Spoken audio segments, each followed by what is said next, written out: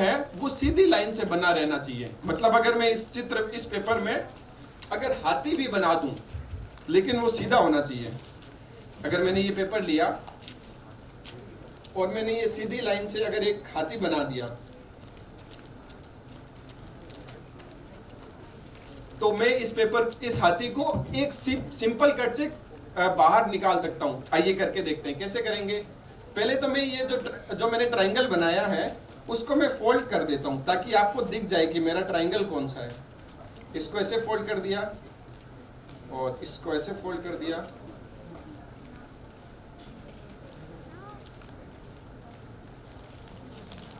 और इस वाले पेपर को मैंने ऐसे फोल्ड कर दिया।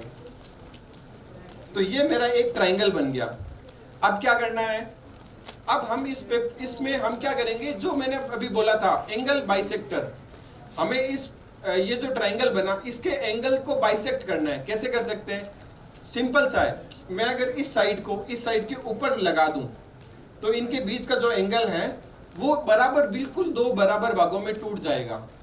और ये जो बीच में जो लाइन बनी इसको हम एंगल बाइसेक्टर की लाइन बोलते हैं।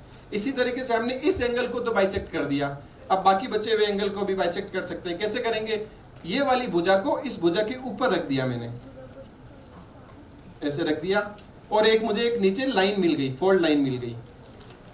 ये जो लाइन है इसने इस एंगल को दो बराबर भागों में तोड़ दिया। फिर मैंने क्या करा, ये एंगल बच गया, इसको भी फोल्ड कर लेते हैं।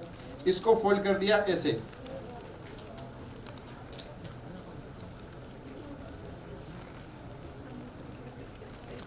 तो मुझे क्या हुआ, ये जो ट्रायंगल मेरा था ये वाला, इस ट्रायंगल में मुझे तीनों एंगल बाइसेक्टर मिल गई।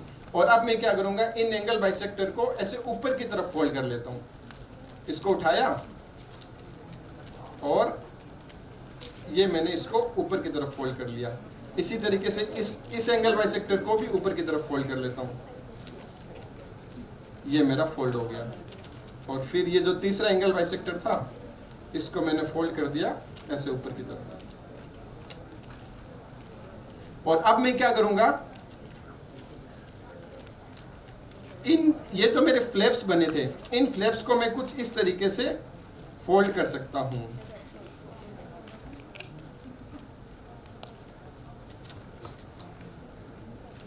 ये मेरा इधर से फोल्ड हो गया और ये मेरा यहां से फोल्ड हो गया। और जब मैंने इसको ऐसे रखा तो ये जो एक लाइन बनी, जो हमने ये लाइन बनाई थी, अब मैं अगर इस लाइन से सीधा कट लगाऊंगा, कट लगा सकते हैं। कैंची, मुझे कैंची चाहिए। पहले देख लेते हैं ये जो बीच वाला जो ये मेरा ट्रायंगल है, इस ट्रायंगल में मैंने इस तरीके से इसको फोल्ड कर दिया ताकि मुझे ये तीनों लाइनें एक के ऊपर एक आ गई। अब ये मैंने जो ट्रायंगल की जो लाइनें बनाई थी वो तीनों लाइनें एक ही दिशा में आ गई। और अब मैं अगर इसमें ऐसे कट लगाऊंगा, सीधा कट लगाऊंगा, देखिए इसको पकड़ा ऐसे और सीधा ऊपर की तरफ कट लगा दिया।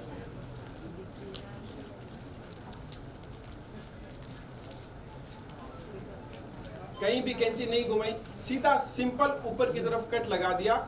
और मैंने ये जो ट्रायंगल बनाया था ये ट्रायंगल मुझे इस पेपर से बाहर आ गया। थोड़ा सा फोल्ड करने में गलती हो गई, पेपर थोड़ा सा मुड़ा नहीं, हाँ, नहीं तो यहाँ पर एक सीधा मेरे को यहाँ पे ट्रायंगल मिल जाता।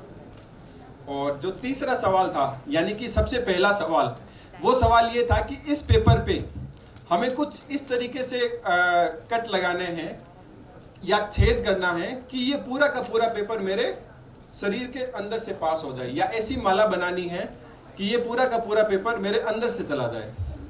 क्या करेंगे, कैसे करेंगे? तो सरल सा तरीका तो एक ये निकल के आता है कि इसको ऐसे फोल्ड कर लो और इसके जो सबसे बाहरी हिस्से को हम अपन रख लेते हैं, जो ये करके देख सकते हैं। ऐसे फोल्ड करा और इसके ये अंदर के हिस्से को मैंने रख लिया।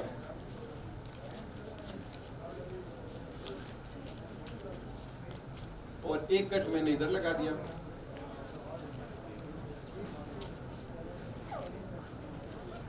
क्या होगा, एक ये पेपर मुझे मिल गया। इस पेपर का ये मैक्सिमम जो सबसे बड़ा मैंने छेद करा उससे क्या होगा कि पेपर छेद तो हो गया लेकिन ये मेरे अंदर से नहीं जा रहा। तो क्या करें, कैसे छेद लगाएं? और इसमें हमें एक चीज और ये देखने को मिली कि ये जो पेपर से मैंने छेद करा था उसमें इतना सारा पेपर वेस्ट हो गया। तो सवाल ये है कि आप छेद ऐसा करिए कि पेपर बिल्कुल वेस्ट ना हो और पेपर ऐसे फटना नहीं चाहिए। फटने का मतलब ये कि ये टूटना नहीं चाहिए। तो अब टूट गया तो अब तो पेपर का जो वैल्यू खत्म हो गई। हम जो माला की बात कर रहे हैं, छेद की बात कर रहे हैं, ये तो अब छेद खुल गया। तो कैसे करेंगे ये मैं आपको दिखाता हूँ। सो उसके लिए मैंने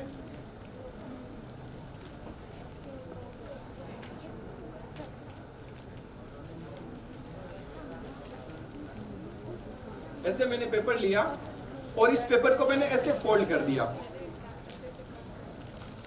और क्या करूंगा अब मैं यहाँ पर अपने यहाँ पे कुछ लाइनें बना लेता हूँ पेपर पे। कैसे लाइनें बनाऊंगा? सबसे पहले मैं 2 लाइन यहाँ ऊपर की तरफ बनाऊंगा, एक लाइन ऐसे और फिर एक लाइन ऐसे। और फिर क्या करूंगा, अब जो बाकी बच गई, ये इतनी जो दूरी बच गई, यहाँ पर भी मैं और लाइनें बना देता हूँ। एक लाइन ऐसे, एक ऐसे, एक ऐसे और एक ऐसे। और फिर इन 2 लाइनों के बीच में यहाँ नीचे से लाइन खींच लेता हूँ। लेकिन ध्यान ये रखना है कि जब नीचे से लाइन खींचे तो ऊपर तक नहीं जानी चाहिए। इसी तरीके से मैंने इसको भी ऊपर तरफ खींच दिया। इनके बीच में मैंने फिर से लाइन बना दी ऐसे। और अब अगर मैं इस पेपर को काटूंगा तो आप देखेंगे कि मुझे सबसे बड़ी झालर मिल जाएगी और वो कुछ इस तरीके की होगी। ये मेरा पूरा पेपर है। इस पेपर में कोई भी पेपर का टुकड़ा वेस्ट नहीं हुआ और ये मेरे पूरे शरीर से ऐसे अंदर चला जाएगा। और तो और मैं इसको ऐसे डबल करके भी पहन सकता हूँ ऐसे। Thank you, thank you. So I hope कि जब आपको ऐसे कुछ वेस्ट पेपर मिले तो कुछ इस तरीके से दिमाग आप अपना दिमाग लगाएंगे और अपने दिमाग के घोड़े दौड़ाएंगे। और अब छोटा सा सवाल एक ये है कि इस पेपर को हम और कितना बड़ा बना सकते हैं। हम इस पेपर में और कैसे काटें कि हम 3 लोग एक साथ खड़े हैं और वो तीनों लोग उसके अंदर से पार हो जाए। ये आप जरूर सोचना। Thank you.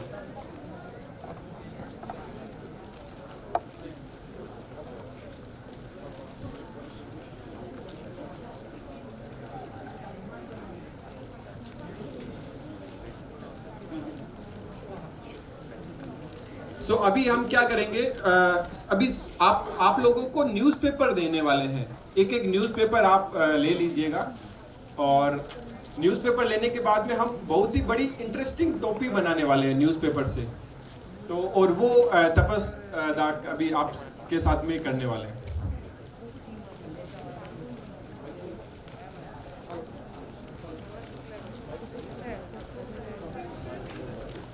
Mic okay.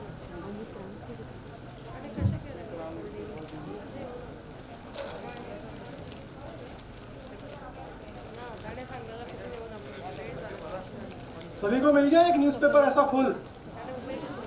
नहीं मिला? अरे यार, आपने ये छोटे छोटे ऑडियंस इनको नहीं दिए प्यारे से?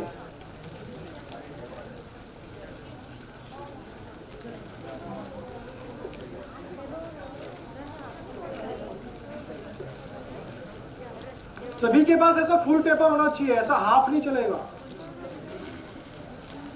This full paper. आपको ये न्यूज़पेपर मिल रहे हैं। आपको ये न्यूज़पेपर मिल रहे हैं। तब तक मेरा एक छोटा सा सवाल रह गया था कि इसको हम A4 पेपर क्यों बोलते हैं। वो मैं अभी थोड़ा सा बात को खत्म कर देता हूँ कि ये जो पेपर है इसको हम A4 क्यों बोलते हैं और इस पेपर की क्या खास बात है।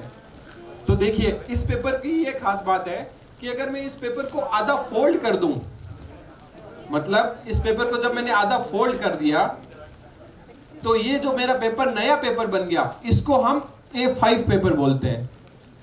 और ये बिल्कुल इसका जो एरिया है इसका आधा हो गया है। मतलब जो A4 के एरिया को अगर हम आधा कर दें तो हमें A5 पेपर मिल जाता है, और इसी तरीके से अगर A5 के एरिया को हम और आधा कर दें तो हमें A6 पेपर मिल जाता है। लेकिन ठीक है, ये तो मिल जाते हैं, कोई बात नहीं। तो अब देखिए, जो ये A4 पेपर है, इस पेपर की जो सबसे बड़ी खास बात है वो ये है कि इसकी जो लंबाई, इसकी ये जो लंबाई है और इसकी जो चौड़ाई है, उसका जो रेशियो है, वो रेशियो और ये जो मैंने आधा फोल्ड कर दिया इस पेपर का, जो अब जो नया पेपर बन गया, इसकी लंबाई और चौड़ाई का रेशियो बिल्कुल बराबर रहता है, और उसे हम √2 बोलते हैं। और ये आपके लिए एक छोटा सा सवाल और फिर से नया आ गया है कि इस पेपर में ये जो रेशियो है, ये √2 कैसे आया, वो आप इसको एक्सप्लोर कर सकते हैं। आप इस कागज की मदद से आप इसको क्या करेंगे, इस पेपर को लेंगे और ऐसे फोल्ड करके देख लेंगे कि ये जो मेरी लंबाई थी वो अब लंबाई क्या हो गई, अब मेरे नए पेपर की चौड़ाई बन गई, और चौड़ाई कितनी बनी, लंबाई की आधी हो गई। और ये बस इतनी सी इंफॉर्मेशन से आप इसका जो रेशियो है वो निकाल सकते हैं। और ये मैं आपसे वो रिक्वेस्ट करूंगा कि आप इसको निकालें और हमारे ईमेल पे इसका आंसर जरूर भेजें। ठीक है।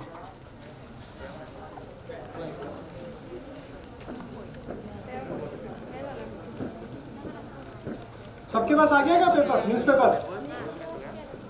आपके पास नहीं आया?